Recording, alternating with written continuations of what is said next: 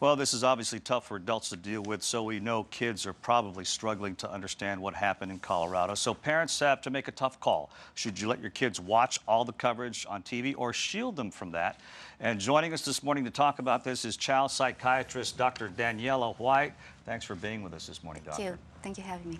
So what should you tell your children when they're watching TV with you? Or should you even shield them from this? I think you have to break it down by age groups. I would say that the watching of those events has to be limited and supervised as much as possible. And of course, under 6 or 7, preschoolers, even toddler and infants, they can pick up on parents' anxiety. And with this age group, we really advise them not to be in their presence and not to watch news with the kids at this point. We also think about the school-age kids and older kids, teenagers, and up to 16, 18.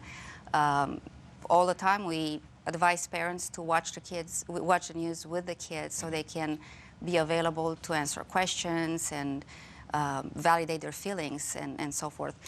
We have to keep in mind the child development. I mean, under 6 or 7, the children have difficulties differentiating between reality and fantasy, and sometimes those images repeatedly showing up on TV can distort the image of those kids about the real life and real world. Well, let me ask you this. If you decide to watch the news with your child, what do you tell them as you're watching these images and these horrifying stories?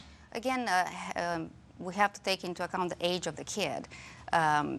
You have to tell them that sometimes bad things happen, but the world can be a safe place, and you as a parent and educator and teacher and doctors would try to keep them safe. We don't want to create more anxiety than the one that's appropriate for the event. I think media does a great job of keeping the community together, though, but we have to tell kids that we as a community still keep them safe. I mean, it's still safe to go and see movies. Even if that happens, it's very difficult. Very difficult time for the children and the adults. All right, thank you so much for joining us, psychologist Dr. Daniela White.